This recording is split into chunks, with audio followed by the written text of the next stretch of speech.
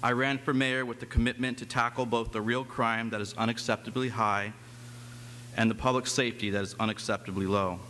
I am determined, and I know the City Council is determined, to implement bold moves in crime suppression and prevention. The Marshall Plan Stakeholders Committee has been working for 8 months examining and discussing all the aspects of the crime issues. Now is the time to expand the conversation beyond the committee and begin the conversation to the greater community. The project goal is to develop a violence reduction plan. We want to stop, interrupt, and prevent gun violence and homicides in the city of Stockton.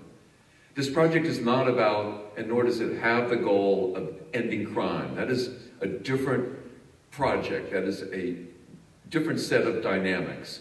What we're working with is the issue of violence and trying to cut down and the gun violence that has been occurring in the city of Stockton.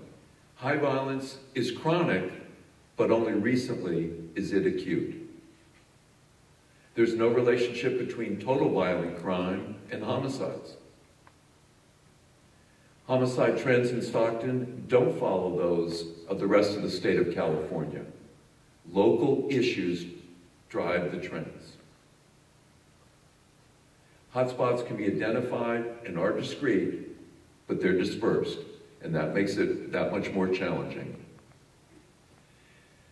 And we saw in that earlier graphic the evidence that Project Ceasefire really does work. Typically, like for a city of Richmond or Oakland, two very violent cities, those top numbers would be much less.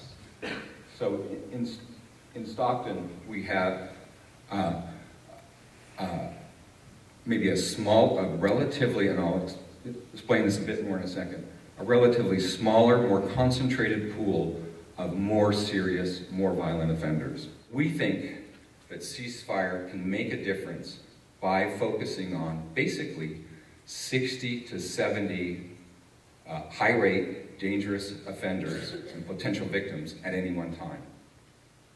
And in summary, this is probably a manageable problem here in Stockton with our current resources. It's an effort. It's not just an isolated program. It's not just a police department program. We need the entire criminal justice system having the capacity, having the focus and direction to work with the data that Stewart has developed to be able to bring about long-term, meaningful change. You know, there's a lot of cliches out there, which is doing more with less, doing less with less. What I can tell you is the Stockton Police Department staff are working very hard with less. But we have to rebuild and expand the police department, there is no doubt. If we're going to be as effective as we can be in reducing not just our violent crime, but just crime and quality of life in general, we have to expand the police department. We plan to bring innovation and contemporary methods, but also sticking with those tried and true methods of just good core community policing principles. Starting with hotspot policing, that's data-driven efforts in our most hard-hit areas. So pick a hard-hit area in town. That's where we've been applying our community response teams. We know that we need to get in there, have some very high visible police presence. The data shows we need to be there, but if you just live in that part of town, you know we need to be there too. And that police presence, coupled with the community interaction, is what's going to begin to make a difference. No problem can withstand the assault of sustained thinking and then sustained execution.